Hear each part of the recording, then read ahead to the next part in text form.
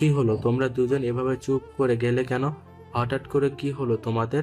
তাশা, আমি তো ভেবেছিলাম তুমি শিয়ন জুনকে দেখে ভীষণ এক্সাইটেড হয়ে পড়বে। যেহেতু তিনজনেই ইটালির ভাষায় পারদর্শী, তাই রায়ান কথাগুলো সেই ভাষাতেই বলল। তার কথা শেষ হতেই ইয়ান গম্ভীর কণ্ঠে বলে ওঠে, এই মেয়েটার সাথে তোমার সম্পর্ক কি? রায়ান এক পলক শুভ্রার দিকে তাকিয়ে ইয়ানকে উদ্দেশ্য করে বলল, ওর নাম তাশা, তাশা এলিগেন, আমার ফিয়ন্সে। রায়ানের মুখ থেকে কথা শুনে শুভ্রা আর ও ইয়ান দুজনেই চমকে তার দিকে তাকালো। শুভ্রা মাথায় যেন আকাশ ভেঙে পড়ল। হঠাৎ করে এসব কি বলছে রায়ান? পাগল হয়ে গেল নাকি? অপরদিকে ইয়ানের চোখ মুখ মুহূর্তে শক্ত হয়ে গেল। হাত জোড়া মুষ্টিবদ্ধ করে দাঁতে দাঁত চেপে নিল। নিজেকে অনেক কষ্টে নিয়ন্ত্রণ করছে সে। ও, কংগ্রাচুলেশন। শুভ্রার দিকে তাকিয়ে চাপা ক্ষোভ নিয়ে কথাটা বলল ইয়ান। শুভ্রা তার দিকেই বিস্মিত ছলছল চোখ জোড়া দিয়ে তাকিয়েছিল। ইয়ানের ভাবভঙ্গি আর কথাটা শুনে শুভ্রা রায়ানের উদ্দেশ্যে কিছুটা চেঁচিয়ে বাংলায় বলে ওঠে, এসব তুমি কি বলছো রায়ান ভাইয়া? রায়ান শুভ্রার কথাকে পাত্তা না দিয়ে একটা হাসি দিয়ে ইয়ানের উদ্দেশ্যে বলল, খুব তাড়াতাড়ি আমরা বিয়ে করতে চলেছি শিয়ন জুন, তোমাকে কিন্তু আমাদের বিয়েতে পারফর্ম করতে হবে। রাগে ইয়ানের ইচ্ছা করছিল এখনই রায়ানের মাথাটা ফাটিয়ে দিতে, আশেপাশে সবকিছু ভাঙচুর করে ফেলতে। তার শরীরের রক্তস্রোতের উষ্ণ হয়ে শিরায় উপশিরা জুড়ে টকবক করে ছুটে বেড়াচ্ছে। সে শুভ্রার দিকে রক্তচক্ষু নিয়ে তাকিয়ে থেকে দ্রুত সেখান থেকে চলে যেতে নাই। শুভ্রা আর নিজেকে নিয়ন্ত্রণ করতে পারে না, হু হু করে কেঁদে দেয়। কিন্তু সেই কান্না ইয়ানের মনকে গলাতে পারে না। পেছন থেকে রায়ান কত শতবার তাকে ডেকে চলেছে, কিন্তু ইয়ান এক আকাশ পরিমাণ কষ্ট আর রাগ নিয়ে হনহন করে সেখান থেকে বেরিয়ে যায়। ইয়ান চলে যেতেই শুভ্রা রায়ানের উদ্দেশ্যে রাগে চেঁচিয়ে বলে ওঠে, তুমি এমনটা কেন করলে রায়ান ভাইয়া? আমাদের সম্পর্কে এমন একটা মিথ্যে কথা তুমি কিভাবে বলতে পারলে? রায়ান হাসার চেষ্টা করে বলল, আরে রিল্যাক্স তাশা, শিয়ন জুন যেন আমাদের ব্যাপারে নেগেটিভ কিছু ভাবতে না পারে সেই জন্য আমি এই কথাটা বলেছি। শুভ্রা চোখের পানি মুছতে মুছতে আঙুল উঁচিয়ে শক্ত কণ্ঠে বলল। আর কখনো আমার চোখের সামনে আসবে না তুমি। বলে কাঁদতে কাঁদতে সেও সেখান থেকে দ্রুত পদে বেরিয়ে যায়। অপরদিকে ইয়ান হন্তদন্ত হয়ে গাড়ির ড্রাইভিং সিটে বসে ডান হাত দিয়ে স্টিয়ারিং এর একের পর এক আঘাত করতে থাকে। হাত ফেটে রক্ত বেরিয়ে যায়, অথচ সেদিকে তার কোনো খেয়াল নেই। রাগে দুঃখে তার শরীর থরথর করে কাঁপছে, হাঁটু ভেঙে চিৎকার করে কাঁদতে ইচ্ছা করছে। কিন্তু এতকাল যাবৎ নিজেকে কঠোরভাবে গড়ে তুলেছে সে, তাই এই দুর্বলতা তাকে মানাবে না। ভেতরে ভেতরে নিঃশেষ হয়ে গেলেও না। ইয়ান আর্তনাদ করে বলতে লাগলো, এমনটা আমার সাথে কেন করলি শুভ্রা? প্রথমে বহু বছর আগে আমাকে মিথ্যে আশ্বাস দিয়ে ছেড়ে চলে এসেছিলি। 6টা বছর তীব্র যন্ত্রণার আগুনে জ্বালিয়েছিস। সব ভুলে যখন আমি তোর কাছে ফিরে আসতে চেয়েছিলাম, পাগলের মতো তোকে খুঁজেছিলাম, সেই তুই ফিরে এসে এই প্রতিদান দিলে আমাকে? কি পাপ করেছিলাম তোকে ভালোবেসে, যে সারাটা জীবনভর তার মাসুল আমাকে দিতে হবে? টানা এক সপ্তাহ ধরে তীব্র তুষারপাতের মাঝে আজ প্রকৃতির সাথে যোগ হয়েছে তীব্র বারিধারা। অন্ধকার নিকষ কালো গগন জুড়ে ভয়াবহ বজ্রপাত এবং মুষলধারে বৃষ্টি পড়ছে। বাজ পড়ার তীব্র শব্দ থেকে থেকে কেঁপে উঠছে শ্বেতা। বদ্ধ রুমের মাঝে বিছানার এক কোণে গুটিসুটি হয়ে কবুতর ছানার ন্যায় নিজেকে দুই হাত দিয়ে আঁকড়ে ধরে রয়েছে সে। ছোটবেলা থেকেই বজ্রপাত প্রচন্ড ভয় পায় সে, সেই সাথে তীব্র বৃষ্টি আর অন্ধকারকেও ভয় পায়। আর এর নিঃসঙ্গতাকে তো সে সবচেয়ে বেশি এড়িয়ে চলতে চায়। অথচ এই সবগুলোই বর্তমানে তার সাথে রয়েছে। চোখে অশ্রু টলমল করলেও এই মুহূর্তে কেউ তার পাশে নেই। হঠাৎ করে এই রুমের ইলেকট্রিসিটি চলে যায়। সে তার ভয় আরো দ্বিগুণ হয়ে ওঠে। দুই হাত কানে চেপে ধরে চিৎকার করে আর্তনাদ করে ওঠে। অথচ তার আর্তনাদ আর কান্নার আওয়াজ রুমের চার দেয়ালের বাইরে যেতে পারে না, সেখানেই প্রতিধ্বনি হতে থাকে। হঠাৎ করে দরজা খোলার আওয়াজে চকিত সেদিকে ফিরে তাকায় Shweta. Full silver white shirt, black western coat আর জিন্স পরিহিত অবস্থায় এলোমেলো চুলে রুমে প্রবেশ করে অ্যারিস। তার এক হাতে রিভলভার, অন্য হাতে শুট, হাতে আর চোখে মুখে রক্তে ছিটে ফোঁটা লেগে রয়েছে। হয়তো এই মুহূর্তে কারো প্রাণ নিয়ে এসেছে সে। সে তাকে এক পলক দেখে নিয়ে অ্যারিস ওয়াশরুমে চলে যায়। সে তার মৃদু গোঙানির আওয়াজ শুনলেও সেদিকে বিশেষ একটা পাত্তা দেয় না সে। অনেকক্ষণ যাবৎ শাওয়ার নিয়ে ব্ল্যাক টি শার্ট আর ট্রাউজার পরে বেরিয়ে আসে। সে তা তখনও বিছানার চাদর খামচে ধরে গুটিসুটি মেরে বসেছিল। প্যারিস ধীরে সুস্থে তার দিকে এগিয়ে গিয়ে শীতল কণ্ঠে জিজ্ঞেস করলো, বৃষ্টি, বজ্রপাত আর অন্ধকার তোমার ভীষণ ভয় করে সুইটহার্ট? সে তা মাথা তুলে অ্যারিসের দিকে তাকায়। অ্যারিসের চোখে মুখে রহস্যের হাসি খেলা করছে। সেটা দেখে সে তা ঘাবড়ে যায়। অ্যারিস আবারও একই স্বরে বলতে থাকে, চলো সুইটহার্ট, আজকে একটা নিউ অ্যাডভেঞ্চার করা যাক। বলতে বলতে সে তাকে পাজাকোলা করে কোলে তুলে নেয় অ্যারিস। সে তা ভয়ে খামচে ধরে তার কলার। তারপর ভয়ে ভয়ে জিজ্ঞেস করে, কোথায় নিয়ে যাচ্ছেন আমায়? অ্যারিস কোনো কথা না বলে একটা শয়তানি হাসি দেয়। হ্যান্ড্রিয়ানো প্যালেসের বিশাল বড় উদ্যানের মাঝখান থেকে এক তরুণী চাপা আর্তনাদ আর চিৎকারের শব্দ ভেসে আসতে থাকে। অথচ তীব্র বৃষ্টি আর বজ্রপাতের আওয়াজে সেই স্বর যেন মুহূর্তেই চাপা পড়ে যায়। সে তাকে বিশাল বাগানের মধ্যখানে একটি বড় খুঁটির সাথে বেঁধে রেখেছে অ্যারিস। তার দুই হাতে পিছমোড়া করে বাঁধা, পা দুটো খোলা, তবে সেগুলো ছাড়া পাওয়ার জন্য একটু পরপর মাটিতে জোরে জোরে আঘাত করছে। সে তার চিৎকার করে করে বলতে থাকে, প্লিজ আমাকে এখান থেকে নিয়ে যাও, আমার ভীষণ ভয় করছে। এই অন্ধকার, তীব্র বৃষ্টি আর বজ্রপাত, এইসব কিছু ভয় পাই আমি। এইসব সহ্য করতে পারছি না আমি। আমার কথা শুনছো? কার উদ্দেশ্যে তুমি সম্বোধনে সে তা এসব কথা বলছে সে জানে না। তবে তার কথাগুলো যে অ্যারিসের উদ্দেশ্যে বলা, সেটা সদর দরজার সামনে স্থির হয়ে দাঁড়িয়ে থাকা অ্যারিস স্পষ্টভাবে বুঝতে পারছে। অথচ দুই হাত বুকের ওপর ভাঁজ করে স্থির দৃষ্টিতে সে তার আওয়াজারি আর আর্তনাদ দেখে চলেছে সে। দুই চোখ নির্জীব আর অনুভূতিহীন, চোখ মুখ তীব্র কঠোর, দেহভঙ্গি মূর্তির মতো স্থির। বাহির থেকে প্রচন্ড শান্ত আর স্থির থাকলেও ভেতরে ভেতরে তীব্র এক সুনামি বয়ে চলেছে তার। হৃদয় জুড়ে একটা তীক্ষ্ণ ব্যথার মাথাচাড়া দিয়ে উঠেছে যেন। অথচ পৈশাচিক মস্তিষ্ক উপভোগ করছে সে তার কষ্টকর মুহূর্তগুলো। হৃদয়কে হারিয়ে দিয়ে মস্তিষ্ককে জেতাতে চায় অ্যারিস। তাই ভেতরে ভেতরে তার কঠিন সত্তা নরম হতে লাগলেও বাহিরে যত সম্ভব নিজেকে স্থির করে রাখলো সে। তাই চোখ জোড়া বারবার বন্ধ করে অন্যদিকে তাক করে নিচ্ছে। এরিস, হঠাৎই বিকট একটা বজ্রপাত হওয়ার সাথে সাথে অ্যারিস বলে এক তীব্র চিৎকার দিয়ে উঠল সে তা।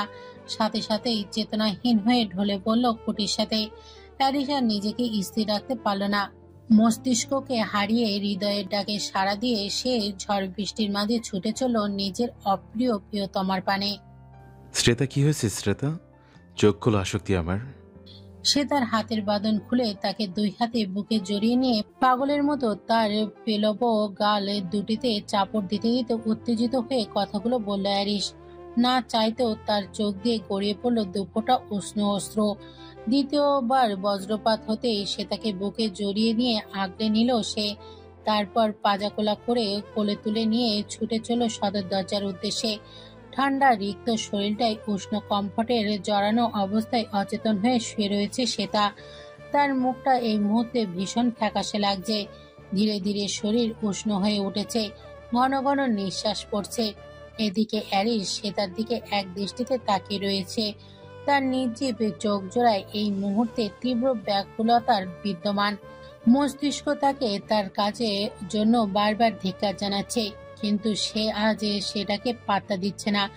ধীরে ধীরে সে তার কপালে হাত রাখলো অ্যারিস। ধরতেই চমকে উঠল সে।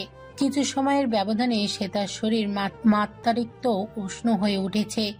শরীর জুড়ে হানা দিচ্ছে তীব্র জ্বর। সাথে সাথেই প্রচন্ড অস্থির হয়ে উঠল অ্যারিস। 6 বছর যাবৎ নির্মমভাবে অসংখ্য মানুষ হত্যা করা অ্যারিসের মনে আজ হঠাৎ করেই যেন মায়ায় উদ্বেগ হলো। সেই সাথে একটা তীব্র ব্যাকুলতা হানা দিল মনের গহীনে। দ্রুত ওয়াশরুমে গিয়ে একটা পাত্র করে পানি আর কাপড় ভিজিয়ে নিয়ে সে তার মাথায় জলপট্টি দিতে লাগলো অ্যারিস। অনেকক্ষণ যাবৎ জলপট্টি দেওয়ার পর তার শরীর থেকে কম্পটটা সরিয়ে দিয়ে পুরো শরীর মুছিয়ে দিল। সে তা ঘুমের ঘোরে বারবার করুণ স্বরে বিলাপ জমে যাচ্ছিল। আমায় ছেড়ে দিন, ছেড়ে দিন প্লিজ। কিছু করিনি আমি, বিশ্বাস করুন। বলেই সে তার অবচেতন অবস্থাতেই অ্যারিসের একটা বাহু জড়িয়ে ধরল। অ্যারিস কাল বিলম্ব না করে শ্বেতাকে আষ্টেপৃষ্টে জড়িয়ে ধরে কম্পিউটার মুড়িয়ে দিল তাদের শরীরের ওপর। তারপরে শ্বেতার কপালে একটা উষ্ণ চুমুদ এঁকে দিয়ে কাতর কণ্ঠে বিড়বিড় করে বলতে লাগলো, এটা আমি কোনোদিন পারবো না শ্রেতা, পারবো না তোমায় কোনোদিন ছেড়ে দিতে। সুখে দুঃখে প্রতিটা সময় সব রকম অবস্থায় আমার তোমাকেই চাই। ভোরের আলো সবেমাত্র ফুটেছে, চারপাশে অন্ধকার কাটিয়ে ধরণী জুড়ে সূর্যের আলো প্রবেশ করেছে। নীল আকাশ ঝকঝকে পরিষ্কার। সেসব দেখে বোঝাই যাবে না গতকাল রাতে যে কি ভয়াবহ ঝড় বৃষ্টি হয়েছে। হ্যারিসের বুকের মাঝে এখনো অবচেতন হয়ে লেপ্টে রয়েছে শ্বেতা।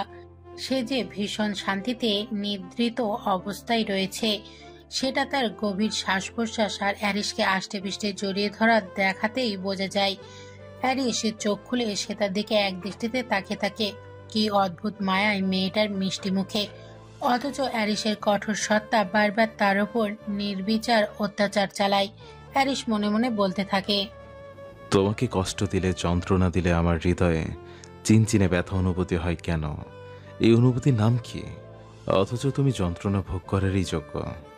তারপর হঠাৎ করেই তার পৈশাচিক মস্তিষ্ক আবারও বলতে থাকে, মেয়েটা তোর সাথে কি করেছিল ভুলে গেছিস এরিস? তুই তোর প্রতিশোধ না নেওয়া পর্যন্ত একদম থামবি না। ক্ষমা করবি না ওই ছলনাময়ীকে। মুহূর্তে হ্যারিসের নরম হয়ে যাওয়া মনটা আবারও শক্ত হয়ে যায়। সে তাকে আলতো হাতে ধরে রাখা হাত দুটো মুহূর্তে শক্ত হয়ে যায়। সে তা ঘুমের ঘোরে ব্যথায় কিছুটা কুকিয়ে ওঠে। সে তার দিকে কঠিন দৃষ্টিতে তাকিয়ে থাকতে থাকতে হ্যারিস বিড়বিড় করে বলে, তোমাকে আজীবন আমার দেওয়া যন্ত্রণা সহ্য করে আমার কাছে থাকতে হবে। মাই ফাকিং অ্যাডিকশন। আমাকে এখানে কেন নিয়ে এসেছো রায়ান ভাইয়া? আমার ভালো লাগছে না কিছু, বাসা যেতে দাও আমায়। নির্লিপ্ত স্বরে কথাটা বলে উল্টো ঘুরে হাঁটা ধরল শুভ্রা। রায়ান তার হাত জড়িয়ে ধরতেই তার দিকে চোখ পাকিয়ে তাকিয়ে ঝাটকা মেরে হাত ছাড়িয়ে নেয় সে। রায়ান তাকে এক প্রকার জোর করেই একটা ক্লাব বাড়ি নিয়ে এসেছে। এমনিতেও সেদিনের ঘটনার পর থেকে রায়ানকে তার সহ্য হয় না। রায়ান শুভ্রার সামনে এসে তাকে বোঝানোর ভঙ্গিতে বলল, কেমন শুভ্র, আর কত রাগ করে থাকবে আমার ওপরে? অনেকবার তো সরি বলেছি, এবার তো মাফ করে দাও। সরি বলে কি সবকিছু সমাধান হয়ে যায় রায়ান ভাইয়া? আমি আর তোমার কোনো কথাই শুনতে চাই না, আমাকে ডিস্টার্ব করবেন না। Hello Miss Tasha Alikin. হঠাৎ একটা পরিচিতি গমগমে পুরুষালী কণ্ঠস্বর শুনে চলন্ত পাজরা থমকে গেল শুভ্রার। পেছনে না তাকিয়ে বুঝতে পারল মানুষটাকে। তারপর কাপা কাপা চোখে পিছন ফিরে তাকালো।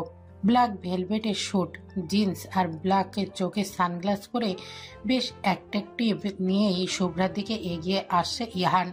কোরিয়ান কমা হেয়ার কাট দেওয়া বাদামি চুলগুলো তার চেহারার সৌন্দর্যকে আরো কয়েকগুণ বাড়িয়ে দিয়েছে। শুভ্রা ইয়ানকে দেখে যতটা না অবাক হয়েছে তার থেকেও বেশি অবাক হয়েছে তার সাথে থাকা একটি কোরিয়ান মেয়েকে দেখে। মেয়েটির পরনে dark red sleeveless half silk dress, হালকা ধূসর রঙের চুলগুলোতে বাটারফ্লাই কাট দেওয়া, পায়ে পেন্সিল হিল পরে ইহানের সাথে সাথে বেশ নাটকীয় ভঙ্গিতে হেঁটে আসছে সে। শুভ্রার কাছে এসে ইহান হা ইয়নকে পরিচয় করিয়ে দিয়ে বলল, Meet my on and only beloved girlfriend, Hyun. And Hyun, she is my big fan, Tasha Alikin. Ryan এগিয়ে এসে ইয়ানের উদ্দেশ্যে উচ্ছ্বসিত কণ্ঠে বলল, I am also sure big fan Sinjun. Oh, I know that. বলে ইয়ান আর হা ওয়নের সাথে হাইফাই করলো রায়ান। অন্যদিকে শুভ্রা স্তব্ধ হয়ে ইহানের দিকে ফেলফেল করে তাকিয়ে রইল, যেন সে বিশ্বাসই করতে পারছে না ইহানের কথাগুলো। মস্তিষ্ক তার বলা কথাগুলো বারবার ঘুরপাক খাচ্ছে।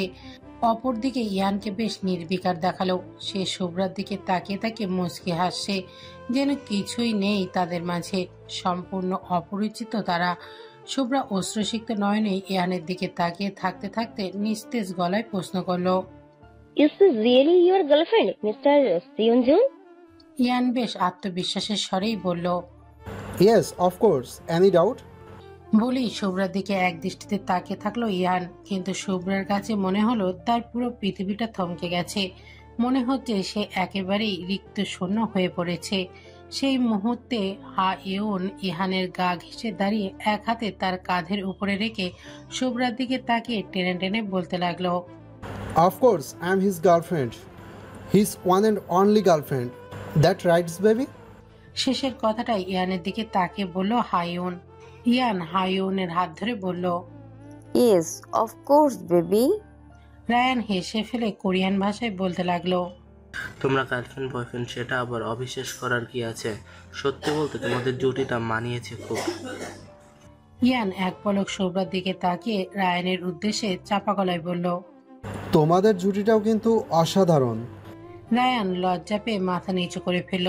ওদিকে শুভ্রার মাথা ঘুরতে লাগলো, পা দুটো ভীষণ টলছে, নিঃশ্বাস নিতেও যেন তার কষ্ট হচ্ছে, বুকের বাপাসটা খুব জ্বলছে, চোখ ফেটে অযোধ্যারায় অশ্রু বইতে চাচ্ছে। এতটা কষ্ট তো ইহানকে 6 বছর ছেড়ে থাকলেও তার হয়নি, যতটা না আজ ইহানের সাথে অন্য মেয়েকে দেখে এবং তার মুখ থেকে বলা কথাগুলো শুনে লাগছে। শুভ্রা কোনো মতে নিজেকে সামনে নিয়ে ভাঙা কণ্ঠে বলল, আমি বাড়ি যাবো রায়ান ভাইয়া, আমার শরীরটা ভালো লাগছে না। শুভ্রার কথা শুনে রায়ান ব্যস্ত হয়ে পড়ল। শুভ্রার 2 কাঁধে জড়িয়ে ধরে অস্থির কণ্ঠে বলল, বেশি খারাপ লাগছে চোমা, চলো তোমায় হসপিটালে নিয়ে যাই। শুভ্রার প্রতি রায়ানের এত কনসার্ট দেখে ভেতরে ভেতরে তেলে বেগুনে জ্বলে উঠল ইহান। মুহূর্তেই দাঁতে দাঁত চেপে চোয়াল শক্ত করে হাত দুটো মুষ্টিবদ্ধ করে নিল সে, সেই সাথে চোখ দুটো রক্তবর্ণ ধারণ করলো। শুভ্রা এক পলক ইহানের দিকে অশ্রুসিক্ত নয়নে তাকিয়ে আহত কণ্ঠে বলল, হসপিটালে যাওয়ার প্রয়োজন পড়বে না, আমাকে একটু খোলা আকাশের নিচে নিয়ে যাও প্লিজ, নিঃশ্বাস নিতে ভীষণ কষ্ট হচ্ছে আমার। রায়ান শুভ্রাকে নিয়ে ধীর গতিতে চলে যায়। যাওয়ার আগে ইয়ান আর হাইউনকে বিদায় জানাতে ভোলে না।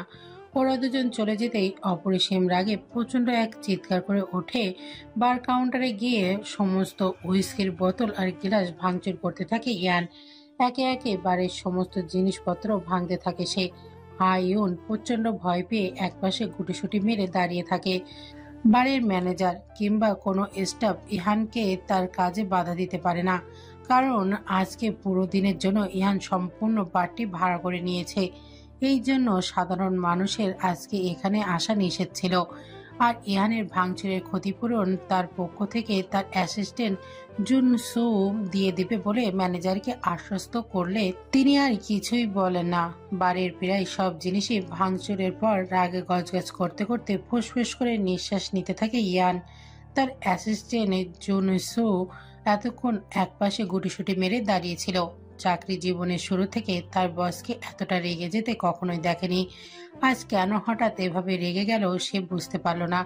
কিছুক্ষণ পরে হাইউন অনেক সাহস সঞ্চয় করে ইহানের কাছে গিয়ে তার কাঁধে হাত রেখে ভয়ে ভয়ে জিজ্ঞেস করলো, কি হয়েছে তোমার সিয়ন, তুমি হঠাৎ? হাইউনের কথা শেষ হওয়ার আগে ইহান প্রচন্ড জোরে এক হুঙ্কার দিয়ে বলে উঠল, জাস্ট লিভ মি অ্যালোন। ইয়ানের হুঙ্কার শুনে হাইউন দূরে ছিটকে সরে আসে। জনসু তাকে ইশারায় চলে যেতে বললে সে দ্রুতপদে বাইরে বেরিয়ে যায়।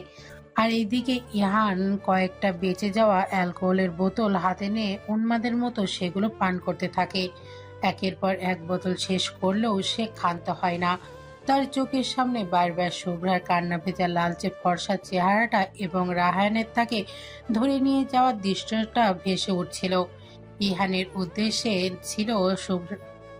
উদ্দেশ্য ছিল শুভ্রাকে তার মতো করেই যন্ত্রণা দেওয়া।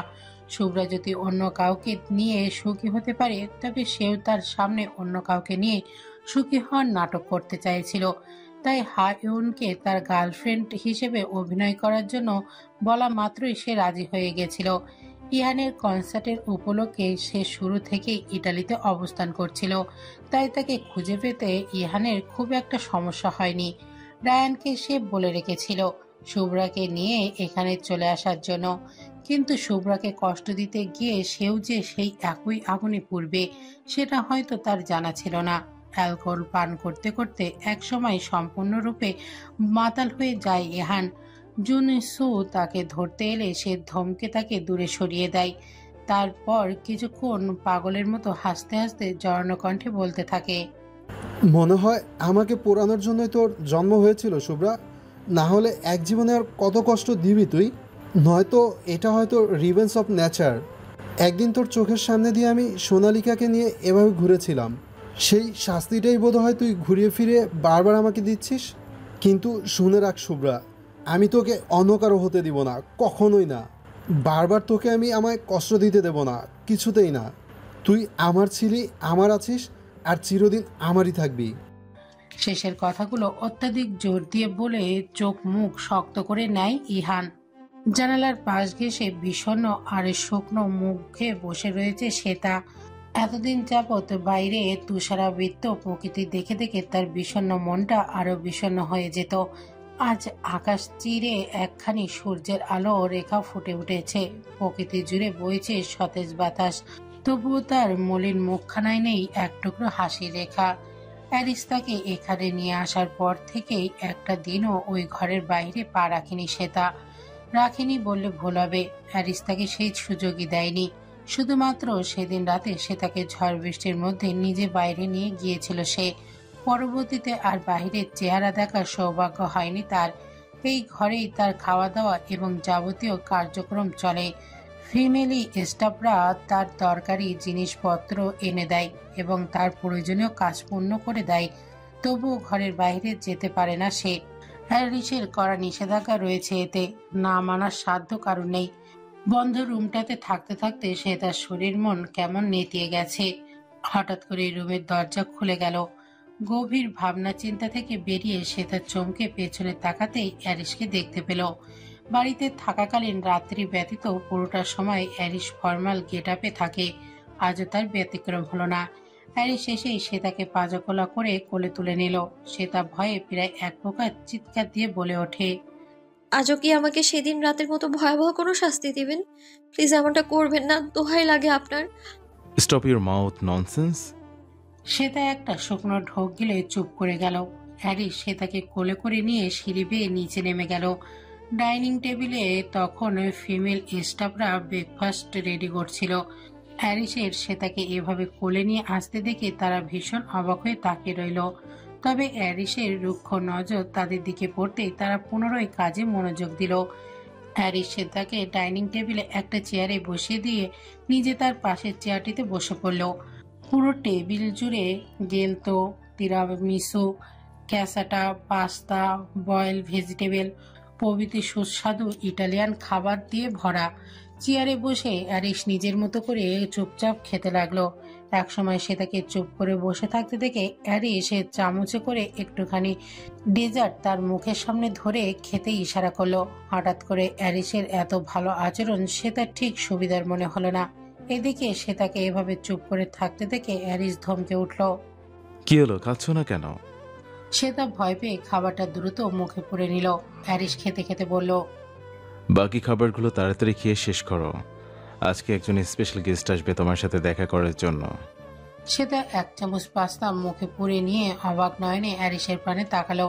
অ্যারিস খেতে খেতে নির্লিপ্ত স্বরে জবাব দিল, আমার দাদি যান মিসেস রেজওয়ানা খান, উনি আজকে আসবেন তোমার সাথে দেখা করতে। নামটা কেন যেন ভীষণ পরিচিতি ঠেকলো সে তার কাছে। তার ব্যাপারে জানার কৌতূহল হলেও সে অ্যারিসকে জিজ্ঞেস করলো অন্য কথা। আপনার দাদাজান আসবে না? সে তার কথাটা শুনে অ্যারিসের খা থেমে গেল। রুক্ষ স্বরে জবাব দিল, না, সে তো গত 2 বছর আগে আমাদেরকে ছেড়ে চলে গেছে। রেজওয়ান খান সে তাকে দেখে মোটেও অবাক হলেন না, কারণ অ্যারিস তাকে আগে সবটা জানিয়েছে। পৃথিবীতে এই একটা মাত্র মানুষের কাছেই অ্যারিস নিজের সমস্ত ব্যক্তিগত কথা, দুর্বলতার কথা প্রকাশ করে থাকে। তবে রেজওয়ান খান অ্যারিস এবং তার বাবা অন্ধকার দুনিয়ার কার্যকলাপ সম্পর্কে কিছুই জানেন না। মূল কথা তাকে জানতে দেওয়া হয়নি। তার মিলানের একটি বিশালবহুল ফ্ল্যাটে অসংখ্য ফিমেল স্টাফ এবং গার্ডদের মাধ্যমে সর্বদা তার খেয়াল রেখে শত্রুদের থেকে সুরক্ষিত রাখা হয় তাকে। নাহিয়ান খান এবং অ্যারিসের মাঝে মধ্যেই তার সাথে দেখা করতে যায়। সে তার সাথে খুব ভালো একটা সময় কাটালেন রেজওয়ান খান। অ্যারিসের মতো সে তার সম্পর্কেও সঠিক ধারণা তার মাঝেও নেই, তবুও মেয়েটাকে একটা মুহূর্তের জন্যও সেটা উপলব্ধি করতে দিলেন না তিনি। না অতীতের কোনো কথা বলে তাকে অপ্রস্তুত করে দিলেন, যেন এই প্রথম তিনি শ্বেতার সাথে মিশছেন। শ্বেতার ভীষণ ভালো লেগে যায় রেজওয়ান খানকে। মনে মনে ভাবে, এই বদ্ধ প্রাসাদে এই মানুষটা যদি সবসময় তার পাশে থাকতো, অ্যারিস যদি তার দাদির মতো হতো। একবার তার মনে হয়েছিল রেজওয়ান খানকে অ্যারিসের এমন ব্যবহারের কারণ জিজ্ঞেস করবে, কিন্তু অ্যারিস সবটা সময় তাদের আশেপাশে থাকাই সেটা করতে পারেনি। গাড়িতে উঠতে যাওয়ার আগে বাগানে গিয়ে হাঁটতে হাঁটতে রিজওয়ান খান অ্যারিসকে উদ্দেশ্য করে বললেন, দেখো দাদু ভাই, আমি জানি না অতীতে মেয়েটা কেন তোমাকে ছেড়ে চলে গিয়েছিল, কেন তার পরিবার হঠাৎ করে উধাও হয়ে গিয়েছিল। তোমার তাকে ভুল বোঝার যথেষ্ট কারণ আছে। তার বিরুদ্ধে অসংখ্য প্রমাণও তুমি স্বচক্ষে দেখেছো। তবে তোমাকে একটাই কথা বলবো আমি, সব সময় আমরা চোখে যা দেখি সেসব কিন্তু সত্যি হয় না। আমাদেরকে অনেকভাবে চোখের ধোকাও কিন্তু দেওয়া হয়।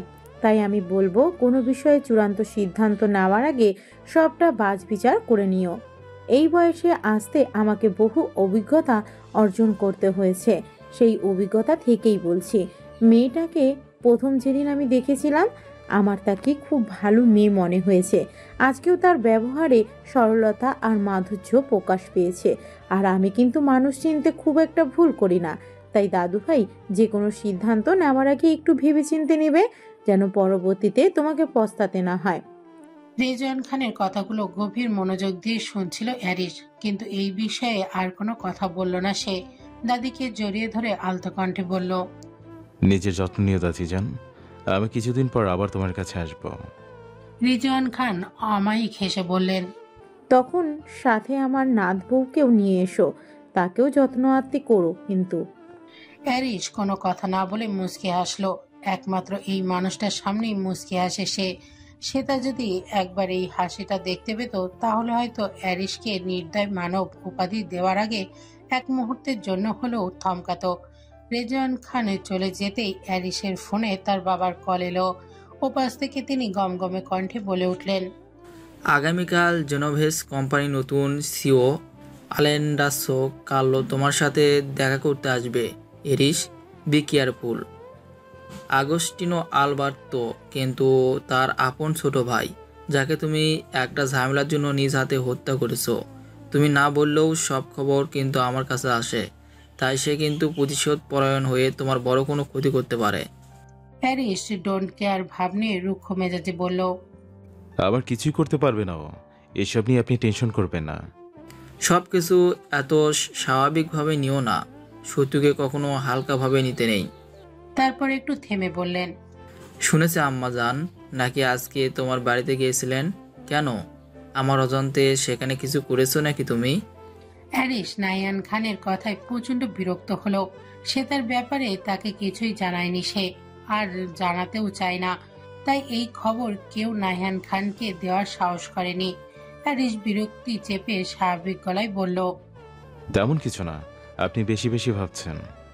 একদিন সময় হলে আমি তোমার কাছে আসব, তোমার সাথে অনেক ইম্পর্টেন্ট টপিক নিয়ে ডিসকাস করতে হবে। এসবের দরকার নেই, প্রয়োজন হলে আমি আপনার কাছে যাব। বলে ফোন কেটে দিল অ্যারিস।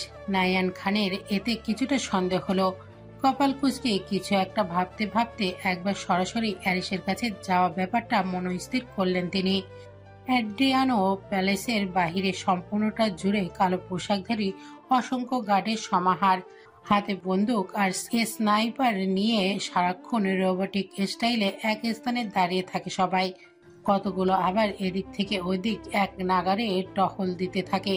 দিন রাত 24 ঘন্টা হাজারো গার্ডের আনাগোনায় মুখরিত হয়ে থাকে অন্ধকারময় স্তব্ধ এই প্যালেসে। সে তার দোতলার বারান্দায় দুর্বল পায়ে পায়চারি করতে করতে পালানোর সুযোগ খুঁজতে থাকে, কিন্তু কোথাও একটু পালানোর ফাঁক ফোকর অবধি নেই। এক অন্ধকার প্রাসাদে বন্দি রাজকুমারী যেন সে। এদিক ওদিক তাকিয়ে কি খুঁজছো সুইটহার্ট? তোমার কাজ তো শুধু আমাকে দেখা, তা না করে কিসব আলতু ফালতু কাজে সময় ব্যয় করছো তুমি, নাকি পালানোর ধান্দা করছো? হঠাৎ করে অ্যারিসের গমগমে পুরুষালী কণ্ঠস্বর শুনে দিনে দুপুরে ভূত দেখার মতো চমকে উঠল শ্বেতা। দ্রুত পিছনে ফিরে ভয়ার্ত দৃষ্টিতে অ্যারিসের দিকে তাকিয়ে থেকে কয়েকটা শুকনো ঢোক গিলে 2 পা পিছিয়ে গেল সে। তারপর আমতা আমতা করে বলল, এমন কিছুই নয়, আমি তো শুধু মানে ঘুরে। শ্বেতা বাকি কথা আর শেষ করতে পারল না। অ্যারিসকে দেখলেই অকারণে ভীষণ ভয় লাগে তার। হৃদস্পন্দন বারংবার গতি হারায়। অ্যারিস ধীর পায়ে শ্বেতার দিকে এগিয়ে আসতে লাগলো, আর শ্বেতা ধীর গতিতে পেছাতে লাগলো। অ্যারিস এগোতে এগোতে শীতল স্বরে বলতে লাগলো, এমন ভুলেও করো না মাই অ্যাডিকশন, ফলাফল একদম ভালো হবে না। আমার কাছ থেকে এই জীবনে তোমার মুক্তি নেই। সারাটা জীবন আমার কাছে আমারই হয়ে থাকতে হবে তোমার। সে তার শরীর পেছাতে পেছাতে করিডোরের শেষ মাথায় এসে রেলিং এর পাশে গিয়ে ঠেকল। হ্যারিস সে তার এক কদম কাছাকাছি এসে তার দেহের দুই দিকে দুই হাত দিয়ে তাকে বাহুবন্দী করে নিল। তীক্ষ্ণ আর অজানা অনুভূতি সম্পূর্ণ দৃষ্টিতে সে তার দিকে তাকিয়ে থাকতে থাকতে আচমকা এক হাত দিয়ে তার কোমর পেঁচিয়ে ধরে একদম নিজের কাছে টেনে নিল হ্যারিস। তারপর অপর হাত দিয়ে তার ঘাড় শক্ত করে ধরে সে তার ঠোঁটে ঠোঁট ডুবিয়ে দিল। সে তার চোখ বড় বড় করে তাকিয়ে থেকে জোরে জোরে নিঃশ্বাস নেওয়ার চেষ্টা করতে থাকলো। হ্যারিস সেই অবস্থাতেই তাকে পকেট থেকে রিভলভার বের করে পেছনে কয়েকটা শুট করে দিল। সাথে সাথে দুজন গার্ড তীব্র এক আর্তনাদ করে উঠে সাথে সাথেই মারা গেল। সে তার শরীর তীব্র এক ঝাঁকুনি দিয়ে উঠল। সে দ্রুত হ্যারিসের পিঠ দুই হাত দিয়ে খামচে ধরে চোখ বন্ধ করে নিল। এদিকে হ্যারিসের এতটা নিখুঁত নিশানা দেখে বাকি গার্ডগুলো অবাক না হয়েও দ্রুত মাথা নামিয়ে নিল। এই দুজন গার্ডের মৃত্যুর কারণ যে হ্যারিস আর সে তার ঘনিষ্ঠ মুহূর্ত অবলোকন করার শাস্তি ছিল সেটা বুঝতে তাদের বেগ পেতে হলো না। অনেকক্ষণ ধরে ফ্রেঞ্চ কিস করার পর সে তার ঠোঁট জোড়া ছেড়ে দিল হ্যারিস। সে তার জোরে জোরে নিঃশ্বাস নিতে নিতে হাঁপাতে লাগলো। হ্যারিস বাঁকা হেসে এক হাত দিয়ে সে তার চিবুক ধরে তার আরক্তিম ভীত মুখখানা উঁচিয়ে নিয়ে অপর হাতে তর্জনী আঙুল দিয়ে তার কাঁপতে থাকা ঠোঁট জোড়া স্লাইড করতে করতে হাসকি স্বরে বলতে লাগলো, মাই অ্যাডিকশন, ইউর লিপস আর sweeter than butter, I like it very much.